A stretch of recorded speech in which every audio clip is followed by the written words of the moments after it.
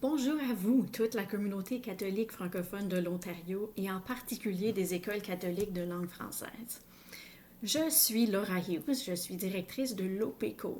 L'OPECO qui est l'Office provincial de l'éducation de la foi catholique de l'Ontario. C'est pour ça qu'on a un acronyme. Notre mission à l'OPECO, c'est de soutenir la formation et l'enseignement de la foi catholique tant pour les enfants que les adultes, que les ados, que les personnes âgées et tout ce qui arrive entre ces étapes-là de la vie.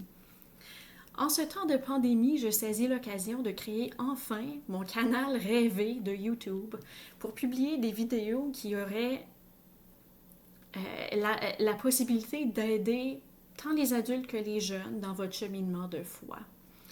Pour les prochaines semaines, je vous propose un calendrier thématique.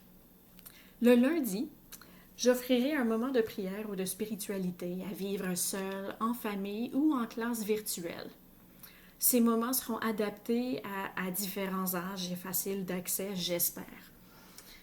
Le mardi, je vais tenter de donner des réponses à vos questions concernant la messe et la pratique de la foi en Église.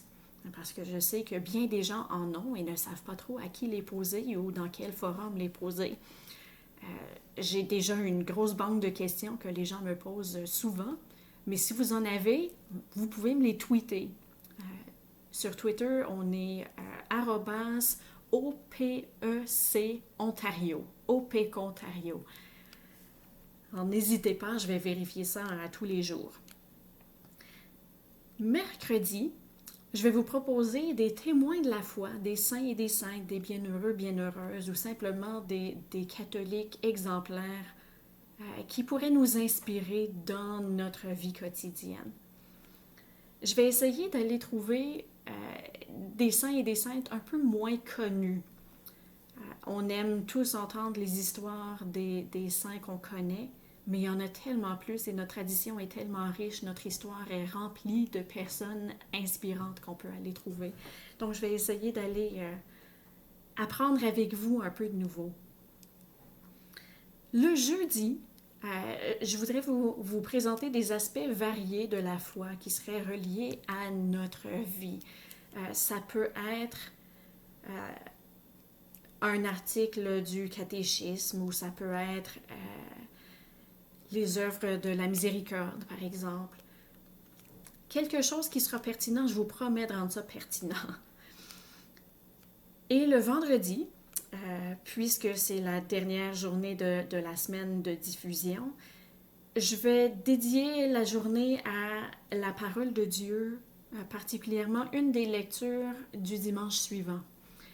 Soit que je vous ferai une lecture de la parole et une réflexion, ou bien je vais vous filmer ma propre prière de Lectio Divina, c'est-à-dire une lecture priante. C'est une méthode bien facile à apprendre et on n'a pas besoin de connaître la Bible à l'envers et à l'endroit pour y participer.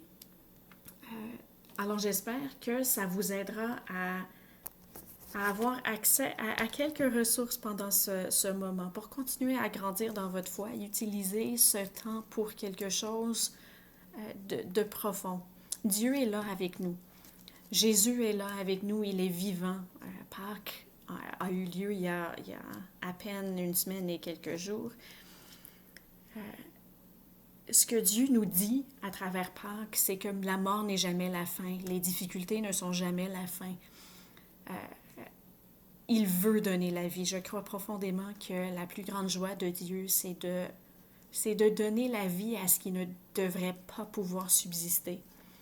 Alors ça inclut nous, quand nous avons des moments de difficulté et qu'on ne sait plus vraiment comment continuer. La résurrection de Jésus est toujours là pour nous donner courage, pour nous donner confiance, que Dieu sera toujours là, plus fort, plus grand que toutes nos petites morts et toutes nos grandes morts et tout ce qui peut vouloir nous arrêter. Alors sur ce, je vous dis à lundi pour une expérience de prière ensemble en Église, en communauté franco-ontarienne. Bonne fin de semaine à chacun, à chacune. Merci de tout ce que vous êtes en train de faire pour nous garder en santé. Continuer nos bonnes mesures de distanciation sociale. Merci aux enseignants, aux enseignantes qui continuent d'offrir l'éducation par des moyens très peu idéaux. Et les travailleurs, travailleuses de la santé, ainsi que les gens en épicerie et dans les services essentiels qui continuent de faire fonctionner notre monde au-delà de la peur. Je prie pour chacun d'entre vous. Merci d'être là. On se voit lundi